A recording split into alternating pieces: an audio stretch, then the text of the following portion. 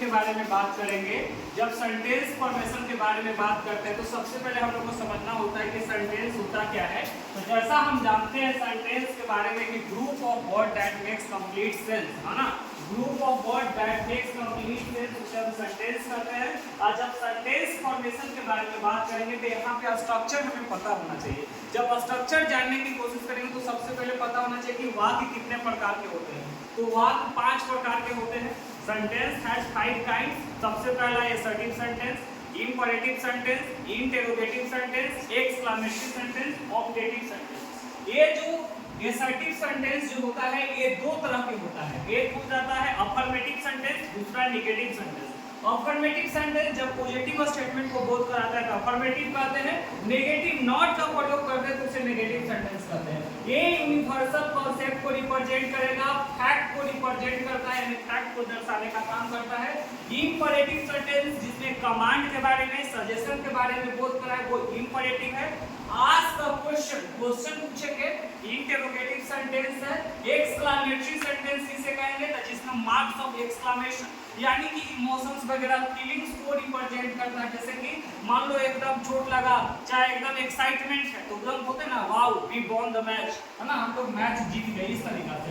Objective में बताया थे 20 कट्स, ये सारा चीज का बोध कराता है, उसे हम क्या कहते हैं, ऑब्जेक्टिव सेंटेंस कहते हैं। ठीक है, अब सेंटेंस के बेसिस पे ही हम लोग ना इसका स्ट्रक्चर देखेंगे किस प्रकार से स्ट्रक्चर होता है। तो सबसे पहला मान लो कि हम असर्टिव के बारे में बात करते हैं। तो असर्टिव के सेंटेंस के केस में ये क्या होता है, कोई स्टेटमेंट को बोध कराएगा। याद रखना, असर्टिव सेंटेंस कोई स्टेटमेंट को बोध कराएगा, कोई स्टेटमेंट को बोध कराएगा, इसके बाद ये फैक्ट्स को दर्शाता है। ठीक है ना, कोई फैक्ट्स को, कोई तथ्य को दर्शाता है। ये सब असर्टिव के अंतर्गत में आता है। जैसे मान लो है ना, राम जाता है, राम जाता है, कोई स्टेटमेंट हमने लिखा। ठीक है, ये असर्टिव सेंटेंस के ही अंतर्गत में आएगा। तो यहाँ पे हम बनाते हैं राम गोes, राम गोes। ठीक है, तो यहाँ पे समझो कैसे हमें सेंटेंस फॉर्मेशन का स्ट्रक्चर होना चाहिए। असर्टिव की बात करेंगे तो यहाँ स्ट्रक्चर में आ जाता है सब्जेक्ट प्लस वर्ब 1 या वर्ब 5 प्लस ऑब्जेक्ट। ये भी आप स्ट्रक्चर दे सकते हैं। ठीक है, इसी प्रकार से subject plus is are am plus verb के चौथा रूप डाल सकते हैं प्लस ऑब्जेक्ट। ये भी इसका स्ट्रक्चर होता है। किस सेंटेंस के बारे में बात कर रहे हैं, तो अभी जो हम सेंटेंस बता रहे हैं वो असर्टिव सेंटेंस। जैसे देखो, है ना, सन्नी पढ़ा रहा है, चाहे मैं पढ़ा रहा हूं, तो मैं पढ़ा रहा हूं का ट्रांसलेशन बनेगा I am teaching, I am teaching. अब क्या पढ़ा रहा हूं, English, I am teaching English, है ना, आई एम टीचिंग इंग्लिश, मैं अंग्रेजी पढ़ा रहा हूं। समझ में आ रहा है, यहाँ आई जो है ये सब्जेक्ट का काम करेगा। किसका काम करेगा, ये सब्जेक्ट का काम करता है। ठीक है, आई एम टीचिंग इंग्लिश। तो देखो यहाँ पे भी एक पॉजिटिव स्टेटमेंट दर्शाता है कि नहीं दर्शाता है।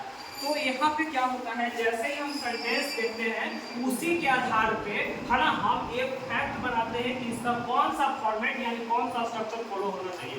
जब सब्जेक्ट लिखे वर्ब 1 या वर्ब का 5वां रूप लिखे ऑब्जेक्ट है, तो ये जैसे देखो वर्ब 1 या वर्ब का 5वां रूप ये किसमें शामिल हो जाता है, तो ये प्रेजेंट इंडेफिनिट टेंस के अंतर्गत है।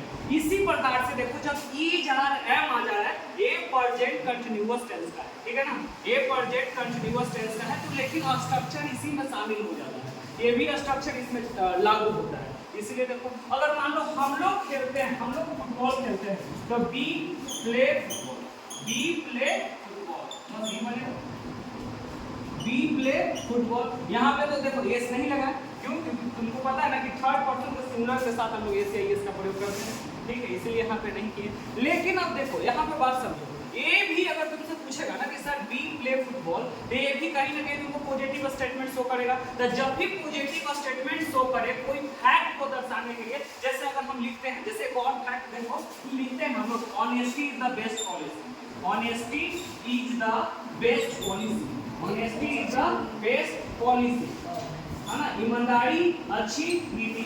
लिखते हैं कि नहीं लिखते हैं, honesty is the best policy. तो जो भी हम फैक्ट यहाँ पे दर्शा रहे हैं, sun rises in the east, सूरज पूरब से निकलता है, ये पश्चिम से निकलता है, मामले में पूरब से, हाँ, the sun rises in the east. तुम जैसे तुम है ना, तो क्या बनाओगे, you arise in the morning, arise माने उठना, ठीक है, you arise in the morning, अब वह सुबह उठता है तो he arises in the morning. इस प्रकार से हम लोग क्या करते हैं, रिप्रेजेंट करते हैं। तो ये जितना भी है ना सिंपल स्ट्रक्चर याद रखना है, इसमें ज्यादा नहीं है असर्टिव सेंटेंस में, ठीक है।